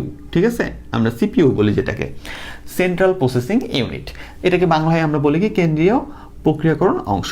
এবং 3 নাম্বার যে পয়েন্ট আছে সেটা হলো আউটপুট দেওয়ার যন্ত্র বা আউটপুট ইউনিট। তাহলে সবার প্রথমে তুমি যেটা ক্লিয়ার হলো, কম্পিউটার ভিতরে আমাদের 3টা অংশ আছে, মূল 3টা অংশ আছে, সেটা হলো input unit, central processing unit এবং আউটপুট দেওয়ার যন্ত্র বা আউটপুট ইউনিট। এবার আমরা আসি হলো সবার প্রথমে ইনপুট নেওয়ার যন্ত্রে। তার মানে এই যে ভাগগুলো তুমি দেখতেছো, এই জিনিসটা হলো কার ভিতরে? সিপিইউ এর ভিতরে বা কেন্দ্রীয় প্রক্রিয়াকরণ অংশের ভিতরে এই ভাগগুলো পড়তেছে। যখন আমরা এটা সম্পর্কে আলোচনা করবো তখন এটা নিয়ে আমরা কথা বলবো। তাহলে সবার প্রথমে আমরা আসি হলো ইনপুট নেওয়ার যন্ত্রে। তাহলে ইনপুট নেওয়ার যন্ত্র তুমি লিখলা, ঠিক আছে। ইনপুট নেওয়ার যন্ত্রে এবার কি লিখবা? যে কম্পিউটার অথবা কম্পিউটার সদৃশ যে মেশিনগুলো আছে তাদের ভিতরে যেই সকল যন্ত্রের মাধ্যমে ইনপুট প্রবেশ করানো হয়, কমান্ড প্রবেশ করানো হয়, ঠিক আছে, বা তথ্য প্রবেশ করানো হয়, সেই জিনিসটাকে আমরা বলি হলো ইনপুট নেওয়ার যন্ত্র। তাহলে তুমি নিজে চিন্তা করো কি কি দিয়ে তুমি ইনপুট প্রবেশ করাও। যেমন তুমি কিবোর্ডের মাধ্যমে ইনপুট দাও, তারপরে হলো মাউসের মাধ্যমে ইনপুট দাও। এখন ভাই কেউ জিজ্ঞাসা করো না যে ইনপুট আবার কি জিনিস, ঠিক আছে, এই জিনিস এই বয়সে এসে যে জিনিস জিজ্ঞাসা করো না। তাহলে মাউসের মাধ্যমে তুমি একটা কমান্ড বা একটা সিগন্যাল কি করতেছো, বাইরে থেকে ভিতরে পাঠাচ্ছো, কিবোর্ডের মাধ্যমে, মাউসের মাধ্যমে, স্ক্যানারের মাধ্যমে পাঠাতেছো, তারপরে মাইক্রোফোনের মাধ্যমে তুমি কথা বলতেছো, এটা ভিতরে ইনপুট আকারে যাচ্ছে। তারপরে তোমার আরও আছে ওএমআর মেশিন আছে, তারপর জয়স্টিক আছে, গেম খেলো, ওইটার মাধ্যমে তুমি বাইরে থেকে তোমার একটা সিগন্যাল বা একটা ইনপুট তুমি কি করতেছো, ভিতরে প্রবেশ করছো, বা ডেটা বা তথ্য ভিতরে প্রবেশ করছো। তাহলে এই ধরনের জিনিসগুলোকে আমরা বলি হলো ইনপুট নেয়ার যন্ত্র বা ইনপুট ইউনিট। ঠিক, পরবর্তীতে আমার আস্তে আস্তে হলো কেন্দ্রীয় প্রক্রিয়াকরণ অংশ, বা যার ডাক নামটা হলো সিপিইউ বা সেন্ট্রাল প্রসেসিং ইউনিট। তোমার এখান থেকে যেটা ভালো লাগে ওইটা লিখে দুটো ফোঁটা দিয়ে তারপরে হালকা ব্যাখ্যা দিবা। ব্যাখ্যাটা কি? সেটা হলো কম্পিউটারের অন্তর্বর্তী যে গঠনটা আছে তার ভিতরে এই সিপিইউ বা সেন্ট্রাল প্রসেসিং ইউনিট এটা হলো খুবই গুরুত্বপূর্ণ। তার কারণটা হলো এই কেন্দ্রীয় প্রক্রিয়াকরণ অংশটাই হলো কি আমাদের ইনপুট দেওয়া তথ্য, অর্থাৎ এই যে ইনপুট দিলা সেই জিনিসটাকে এর ভিতরে কি করে, কম্পিউটার ভিতরে প্রক্রিয়াকরণ করে সেখান থেকে আউটপুট বা কোনো সমাধান দেওয়ার চেষ্টা করে। ঠিক আছে, যেমন তুমি কম্পিউটার ভিতরে কোনো কিছু একটা সিগন্যাল দিলা যে আমি মুভি দেখবো, বাইরে থেকে মাউসে ক্লিক করে মুভিতে ক্লিক করলা। এবার মুভিটা কিভাবে চালু করতে হয়, চালু যে হবে, এই পুরো জিনিসটা কি কম্পিউটারের ভিতরে অন্তর্বর্তী যেই অংশটা আছে ওইখানে প্রসেস হয়, তারপরে তোমার সামনে আবার কি মুভিটা চালু হয়ে যায়। তাহলে এই যে ভিতরে কাজ হচ্ছে, অথবা তুমি কম্পিউটারকে কোনো একটা তথ্য দিলা, সে ওই সমস্যাটা সমাধান করে তোমাকে আবার সামনে দেখাইলো, তাহলে যে ভিতরে যে সমস্যার সমাধানটা হচ্ছে এটাই হলো কম্পিউটারের কোন অংশে হয়, সেটা হলো কম্পিউটারের সিপিইউ অংশে, সেন্ট্রাল প্রসেসিং ইউনিট অংশে। তার মানে আসলে এই সেন্ট্রাল প্রসেসিং ইউনিটটা হলো কম্পিউটারের একটা কোন টাইপের জিনিস, কম্পিউটার একটা মস্তিষ্ক টাইপের জিনিস। অর্থাৎ আমি বাইরে থেকে ইনপুট দিই, তারপরে ওইখানে সকল কিছু কি হয়, লজিক্যালি ওইখানে প্রসেস হয়, প্রসেস হওয়ার পরে ওইখান থেকে আমাকে একটা কি দেখায়, আউটপুট বা একটা সমাধান প্রদর্শন করার চেষ্টা করে কম্পিউটার। ঠিক আছে, তাহলে তুমি ফার্স্টে এই সিপিইউ বা কেন্দ্রীয় প্রক্রিয়াকরণ অংশটা সম্পর্কে একটু বর্ণনা করলা যে এইটা বলতে এই জিনিসটা বোঝায়। এরপরে তুমি বলবা যে কেন্দ্রীয় প্রক্রিয়াকরণ অংশের ভিতরে 3টা ভাগ আছে। 3টা ভাগ কি কি?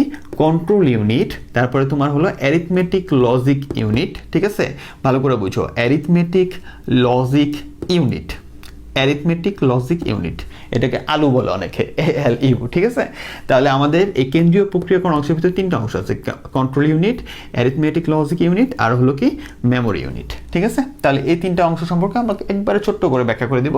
তবে আগে বলতে চাই যে আমাদের অ্যারিথমেটিক লজিক ইউনিট যেটা আছে এটা ডাক নামটা হলো, মানে বাংলায় এটা ডাক নামটা হলো গাণিতিক ও যুক্তিমূলক অংশ।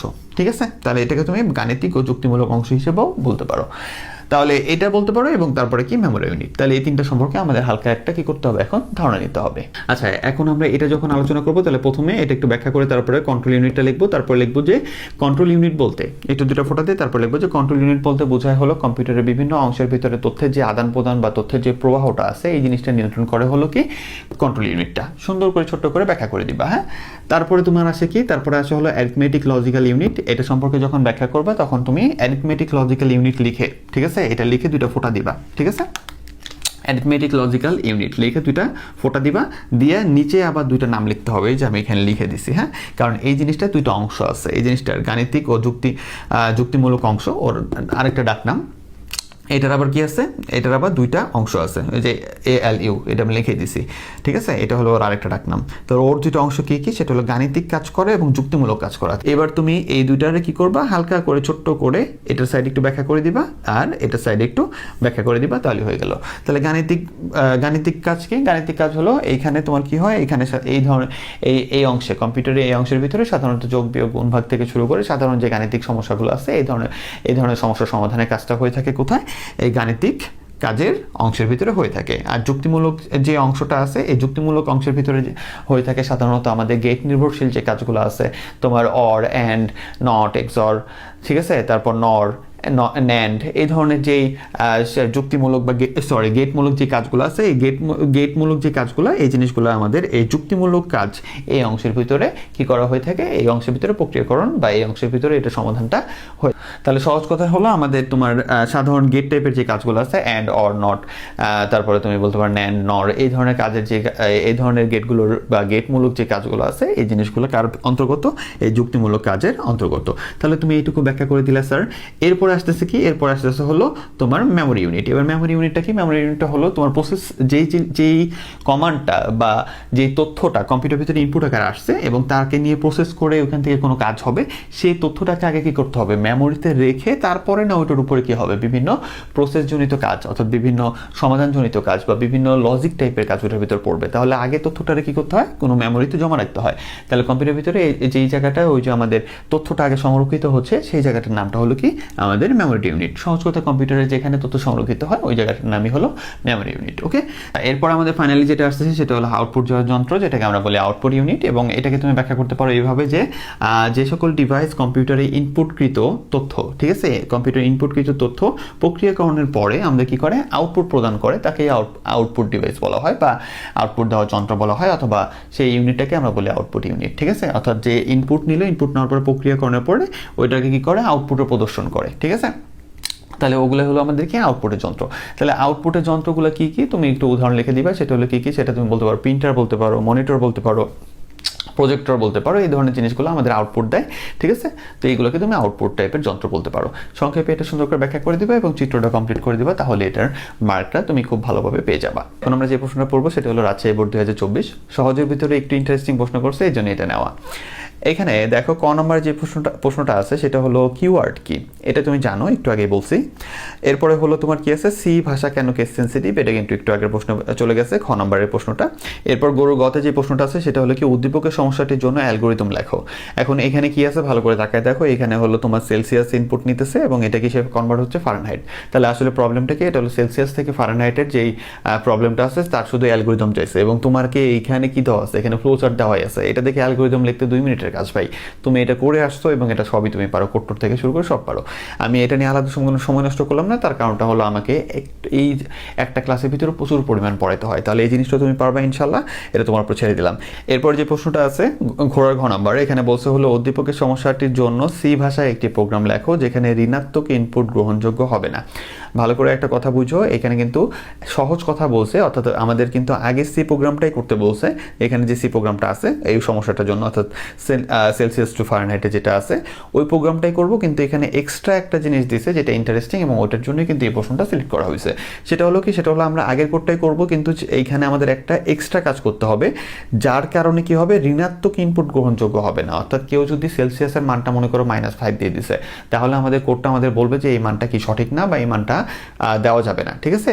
ঋণাত্মক মান গ্রহণযোগ্য না এটা বলে দিবে। তার মানে আমাদের কিন্তু এই কোডকে কোনোভাবে চিনাইতে হবে যে পজিটিভ মানের জন্য, অর্থাৎ ধনাত্মক মানের জন্য তুমি এই কাজটা করবে, ঋণাত্মক মানের জন্য তুমি এই কাজটা করবা, ঠিক আছে? তাহলে চলো আমরা কোডটা একটু দেখি। তাহলে আমাদের সাধারণ কোড এটা, আমরা include studio.h নিলাম, int main দিলাম, তারপরে void দিয়ে c দিলাম, অ্যাপ দিলাম, ঠিক আছে? যদিও আমাদের কোডের ভিতরে অ্যাপটা বড় হাতে দিছে, তুমি চাইলে অ্যাপ দিতে পারো বড় হাতে দিলে, এখানেও বড় হাতে দিও, এখানেও বড় হাতে দিও, এখানেও বড় হাতে দিও, তোমার ইচ্ছা, সমস্যা নেই। ঠিক আছে, তাহলে এবার আমাদের কাজটা কি, যে আমাদের সি এবং এফ আমরা সেলসিয়াস এবং ফারেনহাইটের দুইটার ভেরিয়েবল নিলাম, নিয়ে বললাম যে enter a temperature in Celsius. তুমি সেলসিয়াসে একটা টেম্পারেচার দাও, তাহলে ও যে জিনিসটা দিবে যে টেম্পারেচারটা দিবে বা যে মানটা দিবে, ধরো 42 দিলে ওই 42টা কী হবে, এবার স্ক্যান অ্যাপ দিয়ে আমরা এখানে প্রবেশ করে দিলাম। এটা ফ্লয়েড নেওয়ার কারণটা কিন্তু ভালো করে জানো, যে এখানে আমাদের পয়েন্টের অ্যান্সারও আসতে পারে, ঠিক আছে, ওই রিক্স আমরা নিলাম না, এই জন্য আমরা ফ্লয়েড দিয়ে রাখছি। তাহলে আমরা পার্সেন্টেজ অ্যাপ দিয়ে কী করলাম, আমরা সি এর ভিতরে ওই মানটা দেওয়ার ব্যবস্থা করে দিলাম, অর্থাৎ যেটা ইনপুটে সে নেবে, তাহলে ওটা সি এর ভিতরে বসলো। এইবার আমাদের কন্ডিশনটা আসছে, আমরা মান নেওয়া পর্যন্ত ব্যবস্থা করে দিচ্ছি যে সে মানটা নিল। এবার এই মানটা কি পজিটিভ না এই মানটা নেগেটিভ, আমাদের দুইটা প্রশ্ন এখানে আসতেছে। তাহলে এই যে যদি পজিটিভ হয় তাহলে এই কাজটা করবা, যদি নেগেটিভ হয় তাহলে এই কাজটা করবা। তাহলে এই ধরনের কাজ কি করে, এই ধরনের কাজটা করে ওই যে আমরা ইফ এলস টাইপের যে কাজগুলো বলছি সেইখানে এই কাজটা হয়। তাহলে সহজ করে আমরা ইফ দিয়ে কোডটা করে দিই, সেটা হলো কি, যে আমরা বলে দিলাম যে ইফ সি এর মান যদি কি হয়, 0 থেকে বড় হয়, সি এর মান যদি 0 থেকে বড় হয়, তাহলে তুমি যে মানটা নিছো এখানে, যে মানটা ইনপুট করছো, ওই মানটা যদি 0 থেকে বড় হয়, তার মানে ওটা পজিটিভ মান। তাহলে ওইটার জন্য এই যে এটার জন্য এই যে আমাদের সেকেন্ড ব্র্যাকেট, এই ফার্স্ট ব্র্যাকেটের ভিতরে এটা বলছি যে সি এর মান যদি 0 থেকে বড় হয়, তাহলে এটা যদি মানে, তাহলে যে এই কাজটা করবে, সেকেন্ড ব্র্যাকেটের ভিতরে দিয়ে রাখছি পরবর্তীতে, ঠিক আছে। তাহলে এখানে বলছি কি, যে যদি এটা পজিটিভ হয়, তাহলে পজিটিভ হলে আমাদের সাধারণ কাজ করবা। তাহলে সাধারণ কাজ কি, এখানে দেওয়া আছে যে আমাদের এই ফিজিক্যালটা আমাদের সূত্রটা লিখে দিলাম যে এই কাজটা করবা, এবং এখান থেকে যে মানটা বের হবে এটা আমাদের কি, এটাই হলো আমাদের ফারেনহাইট। যে আমাদের প্রিন্ট করে বলে দিবা যে টেম্পারেচার ইন ফারেনহাইট ইজ আমাদের এত। এবার পার্সেন্টেজ পয়েন্ট টু এফ দিছি, কারণ যদি কোনো পয়েন্ট থাকে তাহলে পয়েন্টের পরে দুইটা ঘর নেবা, ঠিক আছে, দিয়ে কমা দিয়ে আমাদের একটা দিয়ে দিছি। তাহলে এইভাবে সুন্দর করে দিছি, তুমি শর্ট করে লিখতে চাইলে শর্ট করে লিখতে পারো। তাহলে এটা দিয়ে আমরা বললাম যে তাহলে আমাদের যদি যে মানটা ইনপুট নেওয়া হইলো ওইটা যদি 0 থেকে বড় হয় অথবা ওটা যে পজিটিভ হয়, তাহলে আমাদের ফারেনহাইটের সূত্রে কাজ করবে এবং আমাদের আউটপুটের আমাদের ফারেনহাইটটাকে বের করে দিবে। তাহলে সহজ কথা কি হলো, যখন এটা পজিটিভ তখন আমাদের এটা কাজ করলো এবং কাজ করে আমাদেরকে কি বের করে দিল, আমাদের ফারেনহাইটের মানটা বের করে দিল। এরপরে আমরা বলতেছি কি, যে যদি না হয়, তাহলে যদি না হয় কি, এলস ইফ, যদি না হয় কোনটা, সি এর মান যদি কি হয় 0 থেকে তোমার ছোট হয়, তাহলে কি বলবো, তাহলে প্রিন্টএফে বলে দিব যে negative value is not acceptable. তাহলে এই জিনিসটা আমার কি হবে, আমার সামনে চলে আসবে, ঠিক আছে। যখনই তুমি এখানে -5 দিবা, তখন এটা তো আর এটা মানে নাই, তখন এই -5 মানে যে এখানে চলে আসবে, এখান থেকে এই যে এখান থেকে কি করবে, এখান থেকে ডাইরেক্ট, অর্থাৎ -5 যেহেতু মানে নাই, তাহলে এখান থেকে ডাইরেক্ট কি হবে, এখানে চলে আসবে এবং এখানে এসে বলতেছে যে যেহেতু সি এর মানটা কি 0 থেকে ছোট মানে নেগেটিভ, তার মানে হলো আমাদের কি negative value is not acceptable. তারপরে কি আমার রিটার্ন 0, কাজ শেষ। এখানে যেহেতু আমাদের ইফের পরে এলসিফ দিয়ে আমাদের কোডের আমাদের যাবতীয় কাজ শেষ, এই জন্য আমরা কোডটা এখানে রিটার্ন 0 দিয়ে শেষ করে দিচ্ছি, ঠিক আছে। এখন যদি তোমরা আরো সহজ করতে চাও, সেটা হলো কি, যে আমাদের দেখো এই কাজটাও তুমি করতে পারো চাইলে, এই যে এই কাজটাও তুমি করতে পারো, ঠিক আছে। আরও সহজ করতে চাইলে সেটা কিভাবে, তাহলে আমার এখানে আমি যে মানটা নিলাম, ইনপুটে নিলাম, যদি এটা কি হয়, সি যদি আমাদের সেন্টিগ্রেড যদি কি হয় পজিটিভ হয়, 0 থেকে বড় হয়, তাহলে আমাদের এটা কাজ করে ফারেনহাইট বের হয়ে যাবে। আর এলস আমাদের বলবে কি, যে প্রিন্টএফ, অর্থাৎ আমাদের যদি এরকম হয় যে সি এর মানটা 0 থেকে বড়, তাহলে আমাদের এটার কাজ করবে, ফারেনহাইটের মান বের হবে এলস। এলস মানে কি, এলস মানে তুমি এমন কিছু নিছো ওইটা অবশ্যই সি এর থেকে বড় না ছোট, ঠিক আছে। তাহলে এখানে যদি মাইনাসে কিছু দেয়, তাহলে ডাইরেক্ট এলস এর কাজ করবে, যে এখান থেকে চেক করবে, ধরো তুমি -5 দিছো, তাহলে ইফ সি এর মান কি তোমার 0 থেকে বড় না, ওটা -5, তাহলে 0 থেকে ছোট, তাহলে অটোমেটিক বুঝে নিল যে এই কাজটা করে নাই, এটা মানে নাই, এটা মানে নাই মানে এই কাজটা হবে না, তাহলে অটোমেটিক এখান থেকে ডাইরেক্ট এলস আসবে, এসে বলবে যে তোমার printf negative value is not acceptable. তা সহজ কথা কি দেখো, তাহলে সহজ কথা হলো যে যদি আমাদের কি হয়, যে সি এর মানটা 0 থেকে বড় হয়, তাহলে এই কাজটা হবে, আর এলস অর্থাৎ 0 থেকে বড় না হয়, তাহলে এখান থেকে ডাইরেক্ট এলস এ চলে আসবে, এবার বলবে কি, যে negative value is not acceptable. তাহলে এটা দিয়ে তুমি কোডটা কিন্তু আরো সহজ করে দিতে পারো। এখন আমরা যে বোর্ড প্রশ্নটা সমাধান করব সেটা হলো চট্টগ্রাম বোর্ড 2024-এ আসা একটা প্রশ্ন। এই প্রশ্নটা যখন আমি উদ্দীপক পড়ি, তারপরে একটু ভালো মতো বুঝাই দিব, তখন তুমি আরো ইন্টারেস্ট পাবা। তার কারণটা হলো একবারে এই রকমেরই একটা প্রবলেমের সলভ, কাছাকাছি এইরকমই একটা প্রবলেমের সলভ তোমরা এই কোর্সেরই কোড ক্লাসের শেষে থেকে যেই ক্লাসগুলো আছে, ওইখানে কোনো একটা ক্লাসে আমি তোমাকে সুন্দরভাবে এরকম একটা প্রবলেম সলভ করানো শিখাইছি। তো যখন মানে আমি বুঝাই দিব, তখন তোমার কাছে জিনিসটা একবারে সহজ লাগবে। একটা জিনিস নিয়ে আগেই তোমাকে একটা নিশ্চয়তা দিই, সেটা হলো যে তোমরা যারা আমাদের এই কোর্সগুলোর একবারে প্রথম থেকে শুরু করে একবারে শেষ পর্যন্ত ক্লাসগুলো খুব সুন্দর করে নোট করে করে ভালো মতো বুঝে বুঝে পড়ছো, তারা দেখা যায় যে ম্যাক্সিমাম সময় আমাদের বোর্ডে 2টা প্রশ্ন আসলেও যদি একটা প্রশ্ন স্যার ইচ্ছা করে হার্ডও করে, এবং তোমার কাছে যদি মনে হয় এই প্রশ্নটা অনেক বেশি হার্ড করে ফেলছে, তুমি যদি না পারো, তাহলে তুমি এইটা একবারে নিশ্চিত থাকো যে আর কোনো প্ল্যাটফর্মে স্টুডেন্ট, একবারে 99% স্টুডেন্টই এটা পারার যোগ্যতা নাই, কারণ তুমি এইখানে পাইছো সর্বোচ্চ এবং সব থেকে বিস্তারিত। অর্থাৎ একবারে সহজ কথা যদি বলতে চাও, তাহলে হলো যে তুমি যেটা পারবা না, এটা অন্য কোনো স্টুডেন্ট পারার সম্ভাবনা খুবই কম, তার কারণটা তুমি নিজেই জানো। অর্থাৎ তুমি যেহেতু সব থেকে বেস্টটা পাচ্ছ, এই জন্য মনে যাতে কখনো কোনো আফসোস বোধ না থাকে যে দুইটা প্রশ্নের ভিতরে দুইটাই কেন পারলাম না।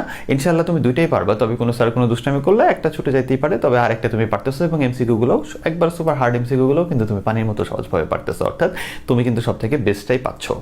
তাহলে চলো এবার আমাদের প্রশ্নটা সমাধান করা যাক।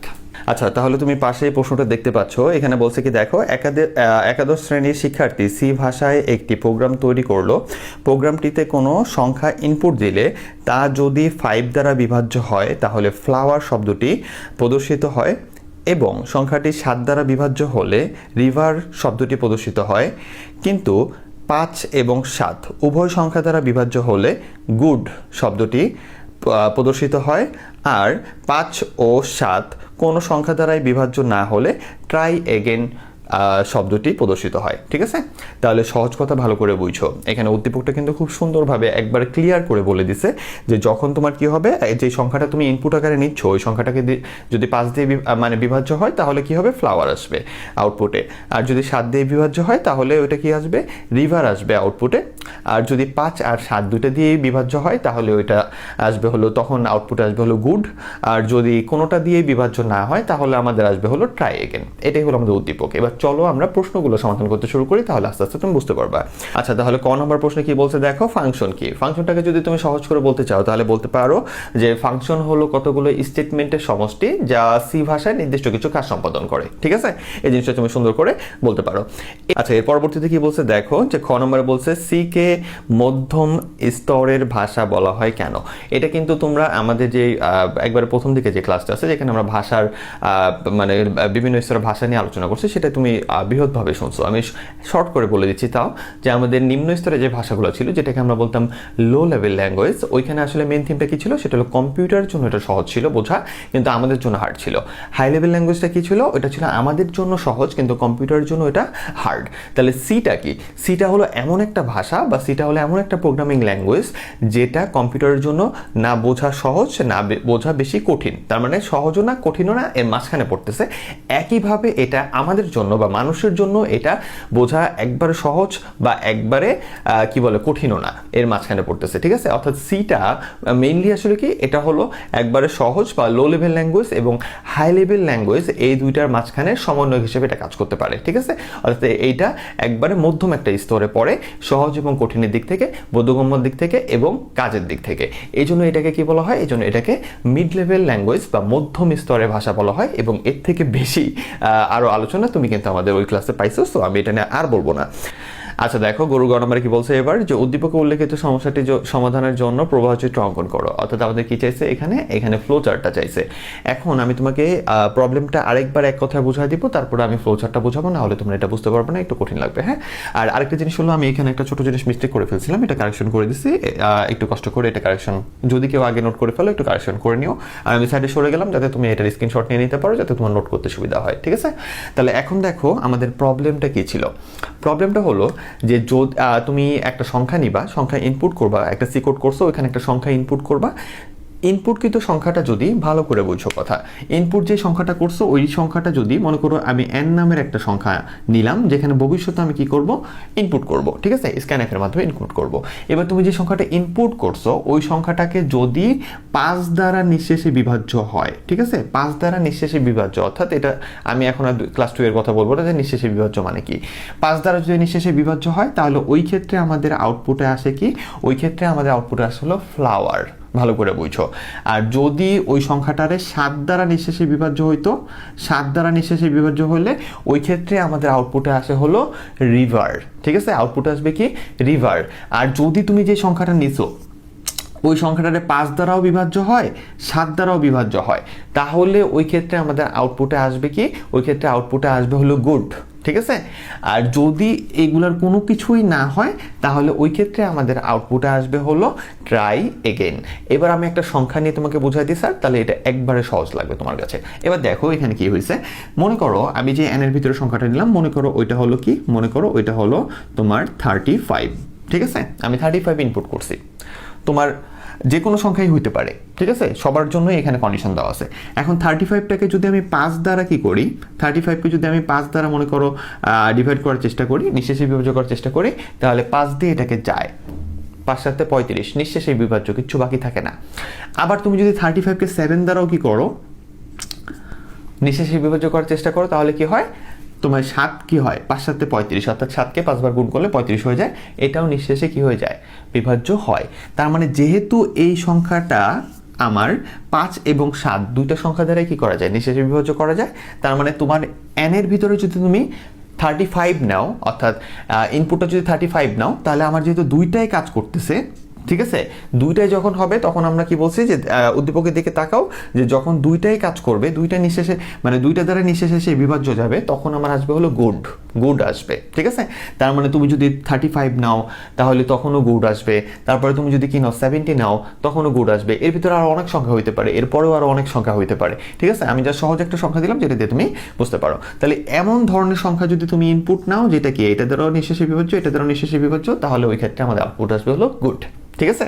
আচ্ছা, এখন আমরা আরেকটা সংখ্যা নিয়ে দেখি, সেটা হলো কি, সেটা হলো মনে করো এবার তুমি এখানে মনে করো 30 নিলা, ঠিক আছে, n এর মান পরবর্তীতে প্রোগ্রাম রান করার সময় 30 নিছো, তাহলে 30কে কিন্তু 5 দিয়ে কি করা যায়, নিঃশেষে বিভাজ্য করা যায়, কিন্তু 7 দিয়ে কিন্তু নিঃশেষে বিভাজ্য করা যায় না, কারণ 7 দিয়ে ওকে নিঃশেষে বিভাজ্য হয় না।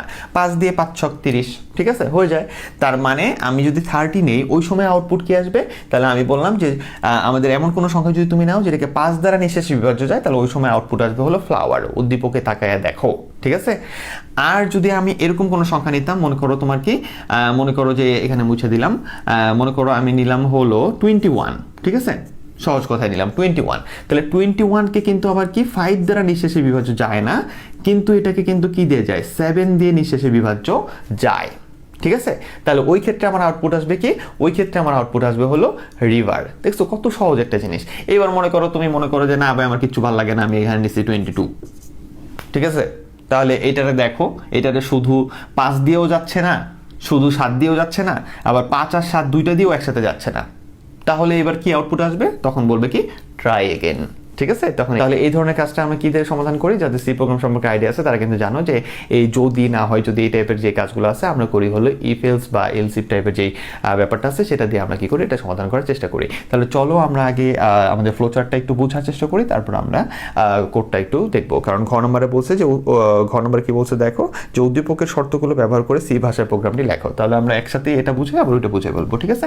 তাহলে এখন দেখো এখানে কি বলছে, যদি তোমাকে এই ধরনের কথা বলে যে দুইটা সংখ্যা দিয়ে ভাগ যায়, তারপরে একটা সংখ্যা দিয়ে, তারপরে একটা সংখ্যা দিয়ে, উদ্দীপকে তাকায় দেখো, ফার্স্টে 5 এর কথা বলছে, তারপরে 7 এর কথা বলছে, তারপরে 5 এবং মানে 5 এবং 7 দুইটার কথা বলছে, যে দুইটা দ্বারা যদি বিভাজ্য হয়, তাহলে এই টাইপের কোনো কথা থাকলে আগে ওই দুইটার কথাটাই, ওই দুইটা দ্বারাই বিভাজ্য হয় কিনা সেটাকে প্রথমে বলবো আমরা, যে সংখ্যাটাকে আমরা যদি 35 নিলাম, এটাকে 5 দ্বারাও এবং 7 দ্বারা দুইটা দ্বারাই কি বিভাজ্য হয়, তাহলে এই কথাটা আগে বলবো, তারপরে একটা সংখ্যা, তারপরে আরেকটা সংখ্যা, এই টাইপের করলে আমাদের কোডের আউটপুটটা সলিড আসে। আর যদি আমরা প্রথমে 5-এর, তারপরে 7-এর, তারপরে 5 এবং 7 এইভাবে কাজটা করি, তাহলে সেক্ষেত্রে আমাদের আউটপুটে একটু ম্যাক্সিমাম নাম্বারের খেলায় একটু ম্যাক্সিমাম নাম্বারের বেলায় দেখা যায় যে আউটপুটটা একটু গোঝামেলা আসে, ঠিক আছে। তাহলে সলিড আউটপুট পাওয়ার জন্য আমরা কি করব, আমাদের এই ধরনের যে প্রবলেম যদি আসে, তাহলে 99% ক্ষেত্রে এটা কাজ করে যে আমরা ওই ততোধিকের কথা যেটা বলছে, যে দুইটা অপশনের কথা বলছে ওইটা আগে বলবো, তারপরে একটা সিরিয়ালে বলবো। আমি এটা বুঝাই দিই, তাহলে আরেকটু বুঝতে পারবা। তাহলে দেখো আমরা যেটা বললাম যে আমরা ইনপুট নিলাম n, এবং n কে আমরা কি করলাম, যে n যদি নিঃশেষে বিভাজ্য হয় 5 দ্বারা, আমি আগে কি বলছি দুইটার কথা আগে বলে নিব, তাহলে আমরা এই জন্য বলছি কি n যদি নিঃশেষে বিভাজ্য হয় 5 দ্বারা, এবং n যদি কি হয় 7 দ্বারাও নিঃশেষে বিভাজ্য হয়, কারণ আমি যখন 5 দ্বারাও গেছে 7 দ্বারাও গেছে কোনো সংখ্যা, তখনই শুধু আমি বলতে পারছি কি যে আমার আউটপুট আসবে হলো গুড, ঠিক আছে। তাহলে আমি বললাম কি যে অবশ্যই যেহেতু 5 দ্বারাও বিভাজ্য হতে হবে, 7 দ্বারাও বিভাজ্য হতে হবে, তাহলে আমার কি হয়েছে এখানে আমরা এই nটা ব্যবহার করছি, ঠিক আছে। এটা মানে কি আমাদের দুই পাশের জিনিসটা কি হতে হবে, অবশ্যই সত্য হতে হবে। তাহলে সহজ কথা, আমি এটা নিয়ে আর আলোচনা করতেছি না, তোমরা জানো। তাহলে এখানে বলছে কি যে n কে যদি 5 দ্বারা নিঃশেষে বিভাজ্য হয়, তাহলে আমরা এবং আমাদের n যদি কি হয় 7 দ্বারা নিঃশেষে বিভাজ্য হয়, তাহলে এটা যদি সত্য হয় তাহলে আমার কি আসবে, প্রিন্ট হবে গুড। আর যদি এটা সত্য না হয়, তখন আমি চেক করব যে সংখ্যাটা দিছে, তাহলে ওই সংখ্যাটা শুধু 5 দিয়ে কি হয়, বিভাজ্য হয় কিনা, ঠিক আছে, নিঃশেষে বিভাজ্য হয় কিনা। তাহলে আমার যদি দুইটাই হয়ে যায়, তাহলে আমার সেক্ষেত্রে কি হয়ে যাবে, আমার গুড প্রিন্ট হবে, এবং আমার কি হলো, কোডটা শেষ হয়ে গেল। কারণ ওটা 5 দ্বারাও নিঃশেষে বিভাজ্য হচ্ছে, 7 দ্বারাও নিঃশেষে বিভাজ্য হচ্ছে, পরে চেকটা করবো কি, কথা বুঝে আসছে।